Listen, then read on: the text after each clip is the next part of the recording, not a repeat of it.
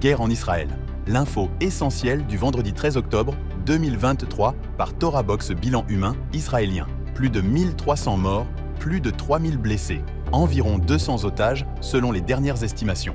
Situation sur le terrain. La nuit de mercredi à jeudi a été calme en Israël. Tsahal colmate les brèches à la clôture de sécurité et procède à des opérations de minage sur le long de la frontière. Les bombardements sur Gaza ont éliminé dans la nuit de mercredi un responsable de la marine du Hamas et ont détruit un entrepôt d'armement. Les tunnels sont également visés. En Judée-Samarie, des affrontements importants ont eu lieu à Jénine. La situation s'est grandement tendue dans la soirée de mercredi à la frontière nord du pays avant de se stabiliser. Des tirs de roquettes provenant du sud Liban ont été signalés et la confusion a régné pendant des heures sur de possibles intrusions de drones et de terroristes au sol et en paramoteur.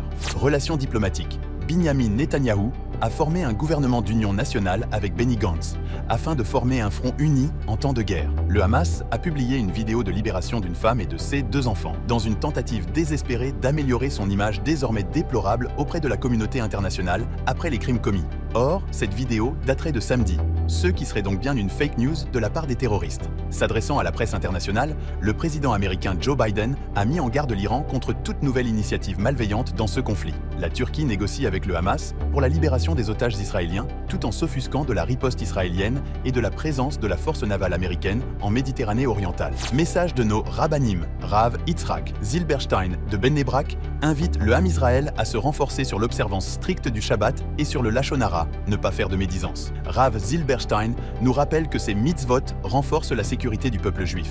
Miracles, prodiges et merveilles. Un mouvement de Teshuvah, de retour à Dieu, se propage dans tout le pays et au-delà. Des soldats, des jeunes et des personnes âgées mettent pour la première fois téphilin, talit katan et kippa. Des milliers de femmes prennent sur elles de nouvelles résolutions en matière de vêtements tsniout, de hafrashat challah et des initiatives de Shabbat mondial émergent partout.